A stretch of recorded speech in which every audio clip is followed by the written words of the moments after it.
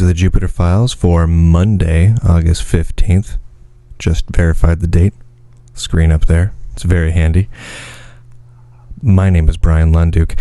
We have got only a couple of stories to cover today, and I'll tell you why. There's a few stories going on that I find particularly interesting and I think warrant a much deeper look and a fair bit of discussion. And I would like to hear what many of you think on some of these stories over in our colony, over in the forum, jupitercolony.com, or in the YouTube comments or the video comments, or just email me at brian@lunduke.com, simply because there's a lot of weird stuff that happen in this world of ours, and we often don't get a chance to truly scientifically dissect them. Case in point, last episode we talked about a simple light. There was a light in Fort Worth, Texas, on a video camera, and I showed it a couple of times, where it appeared that this light fell, not falled. Falled is not proper grammatical. It fell from the top of the screen in the far back down, and then cut a 45-degree angle back upward, and went at a different angle. So what it looked like was an airplane or some sort of a flying object with a light on it or reflecting a light that came down and then went back up at an angle that no airplane or helicopter obviously could do. And we make no assumptions that it is necessarily like an alien coming down in an alien craft necessarily, but it's just simply something weird. And we got some really interesting feedback on what people thought this was. Now, the prevailing wisdom is it's a bug. There is a bug, a gnat, a mosquito, a fly, or something reflecting light. Now, I don't quite buy it based on where the light was in relation to the city and the camera at night. It just seems strange that that's what a bug would make. Perhaps I'm wrong on this point. But what I found really interesting was a couple of individuals actually mailed in and commented in a few places where they mentioned that it looked an awful lot like a roller coaster in the greater Fort Worth area that actually makes a almost completely vertical straight down drop and then shoots back up at almost a 45-degree angle. And I found that concept rather fascinating, as that would actually explain it, both in terms of height and angles and velocity. And I would have never thought, hey, look for a particular type of roller coaster in the Fort Worth area. Now, I'm not saying that's exactly what it is. But this is just a good example of what we as a community can kind of pull together and come up with some really cool explanations for what exactly is going on here and some of these more crazy things that happen in the world. So let's jump into it. We got a couple of really, really weird ones this week. First up, I want to talk about Alaska. There are, and you can see in the video version of the show, you can see these eggs, and they're orange eggs. Just do a Google search for Kivalina, Kivalina.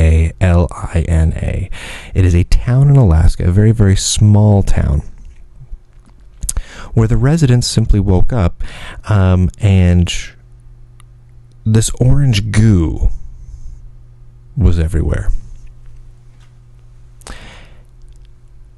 And when I mean everywhere, I mean everywhere. I mean just coating things. I mean, the beaches were just coated with it. And they didn't know what it was. This is not something they'd ever seen before. This is not new. Or this is not, this is new. This is not something that's pre-existing. So NOAA came in and said, you know what, let's take a look at this. We don't particularly like it when completely unknown orange gelatinous substances wash up on beaches. And Kivalina, Alaska is out in the middle of nowhere. It is way up there. It's closer to Russia than it is to other American cities. It is out there. And it's a very small town. In fact, the website for the town explains that some of the most popular things to do in the town are play bingo or go to the gym for people who like to exercise. So it's a pretty happening place. So this goo, they eventually found, after doing some research on it, they found it was eggs.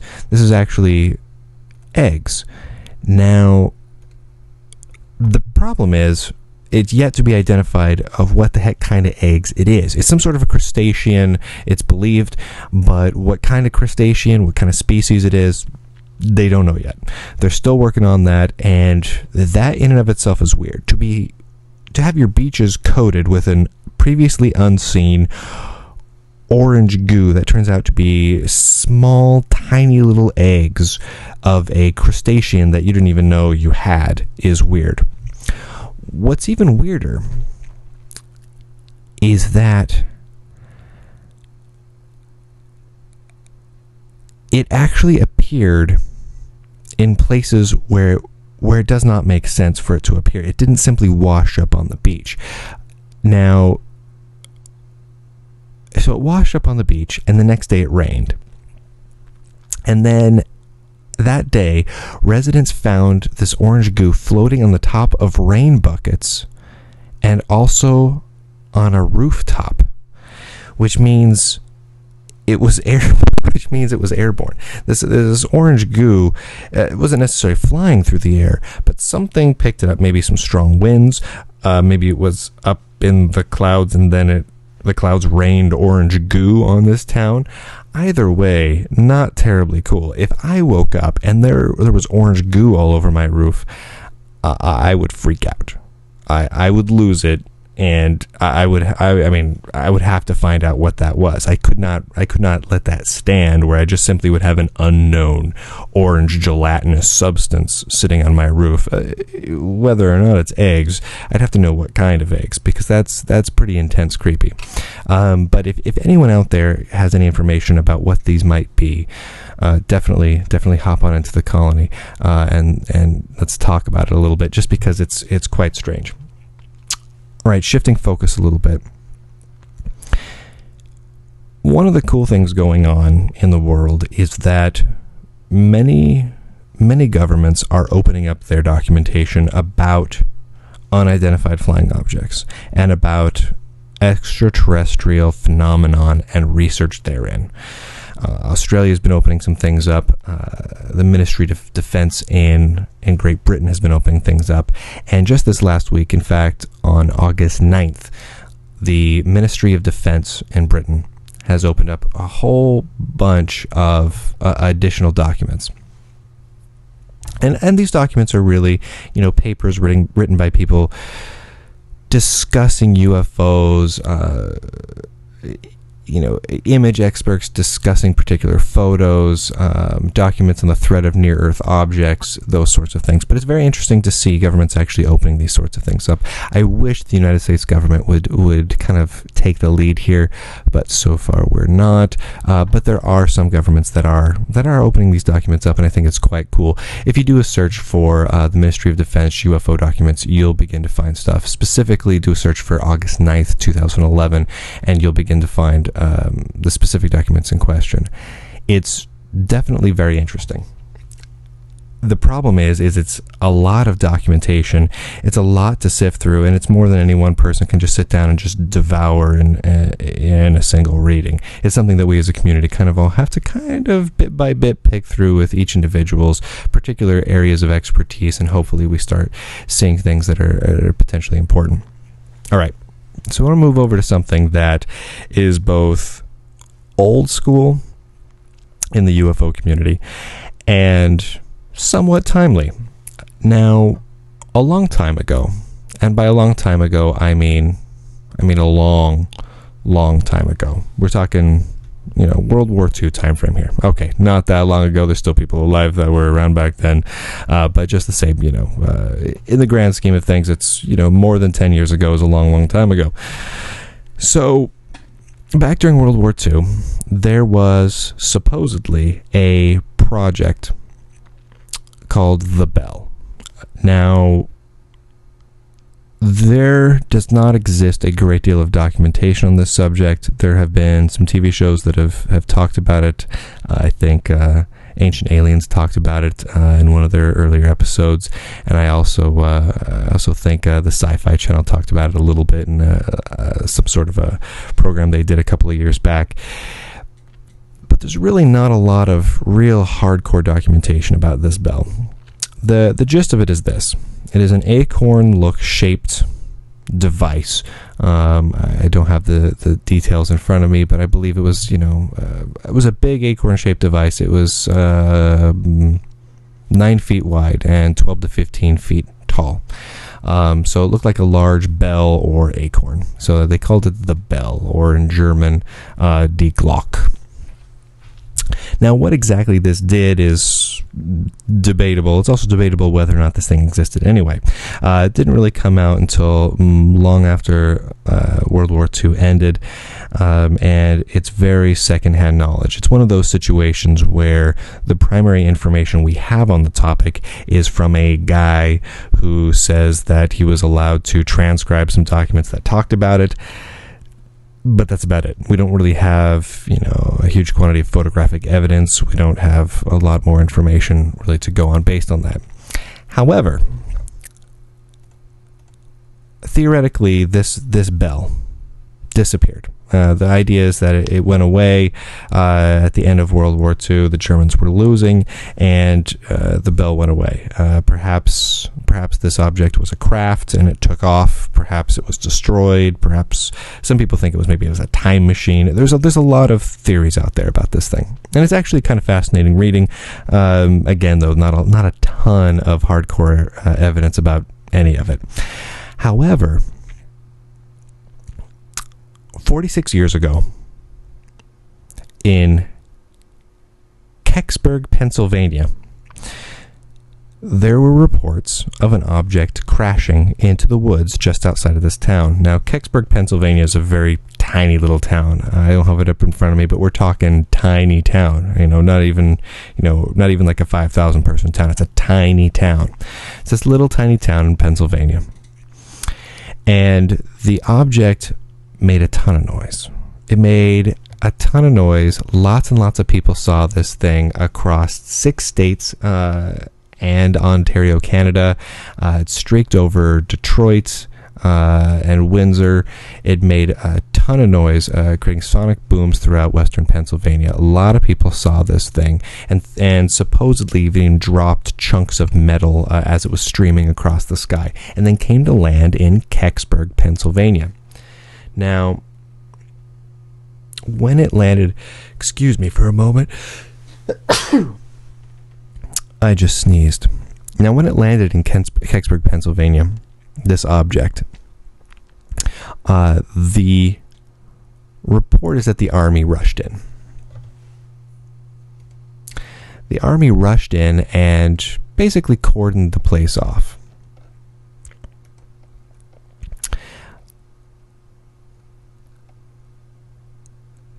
There is not a lot more than that. There were some eyewitnesses. In fact, there was a newspaper reporter from a nearby town who described it as, described the whole scene as basically it was roped off. Let me see if I can get to... there we go. It was from the Tribune Review from nearby Greensburg. The headline the next morning was "Unidentified Flying Object Falls Near Kecksburg, Army Ropes Off Area." And it continues, "The area where the object landed was immediately sealed off on the order of U.S. Army and state police officials, reportedly in anticipation of a close inspection of whatever may have fallen. State police officials have ordered the area roped off to await the expected arrival of both U.S. Army engineers and possibly civilian scientists." And it was reported that it was shaped like a bell or like an acorn, which prompted a lot of people to believe that this was the same object as the Nazi acorn or the Nazi bell. Now, it was very exciting. It's captured a lot of interest in people and a lot of imaginations over the years since the 1965 incident. And to commemorate that, wonderfully enough, the town of Kecksburg is celebrating it with their annual Kecksburg Old-Fashioned and UFO Festival, running September 17th and 18th.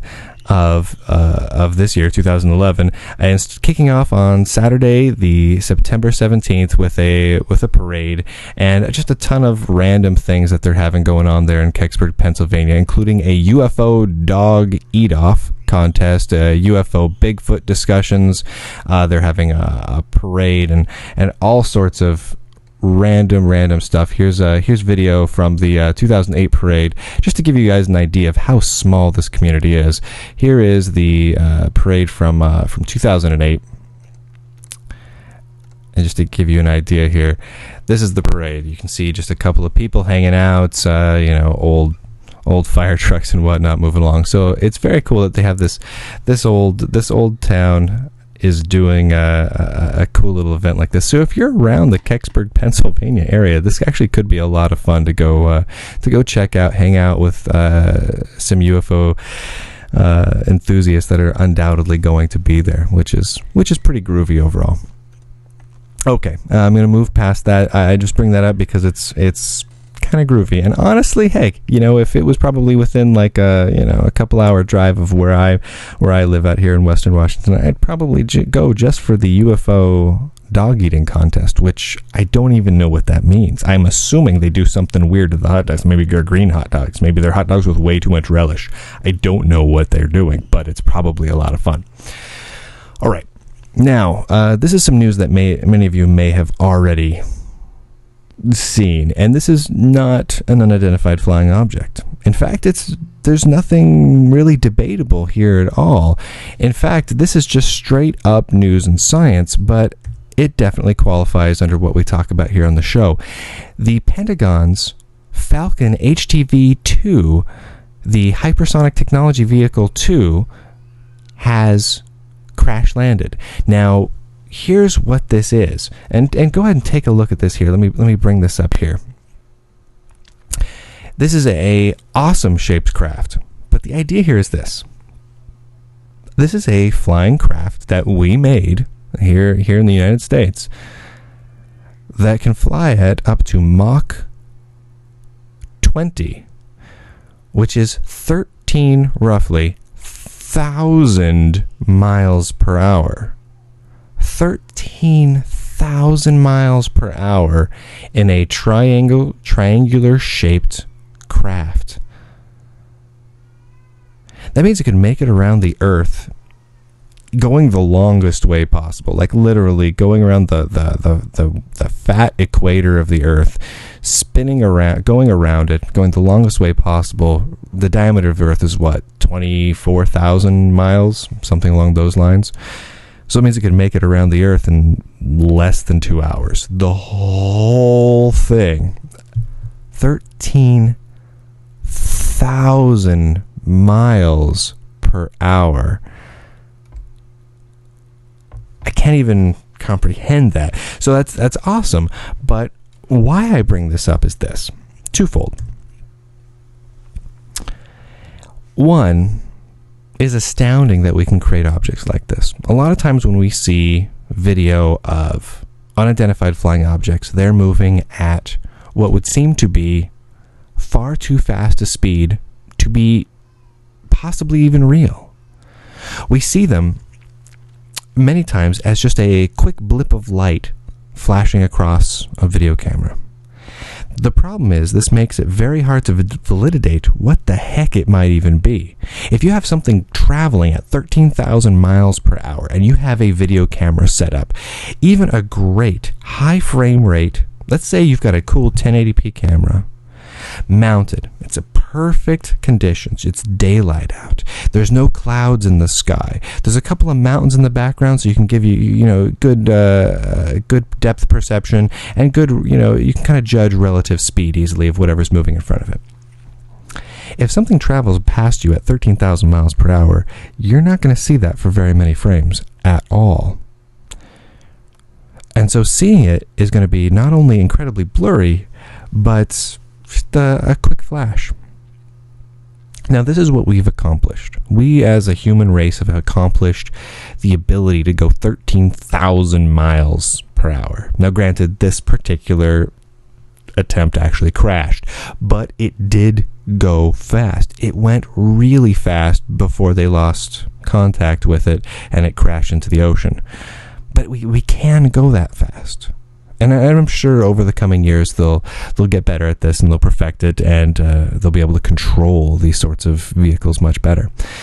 But what I'm trying to get at here is, if we, as a race of people that did not have combustion automobiles 200 years ago, we were mostly just, using whatever random leaf-eating and grass-eating animal we could, tying them up with ropes and having them pull us along in carts. And now this is what we can accomplish. So if there are some sort of intelligent life traveling around between solar systems, not necessarily even between galaxies, but just simply between stars in our neighborhood of this galaxy, even just within our neighborhood within a relative distance. Maybe they're from here to Andromeda or something, close by. So maybe not even that far-fetched technologically. The odds that they can have a ship that would travel around at 13,000 miles per hour plus is incredibly high. At least that's how it would seem to me. Which makes it highly unlikely that we actually ever get decent video footage or photographic footage of these sorts of craft. The other point I want to bring up is this. Look at that shape. It looks like the shape of so many UFO reports over the years. Triangular shaped craft glowing around the edges so as to look like a triangular formation or a just simple triangular shaped singular mass moving incredibly fast. This is a story we've heard over and over and over again.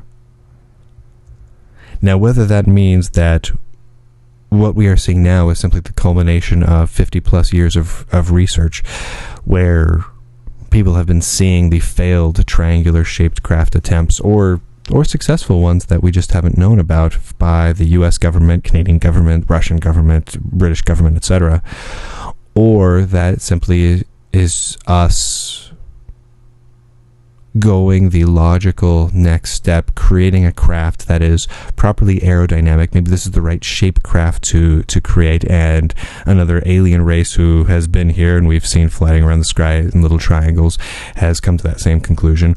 Or this is us borrowing alien technology. There are a lot of different assumptions you could jump to, some of which are much more of a logical leap than others. I'll grant you that. But it's quite cool just the same.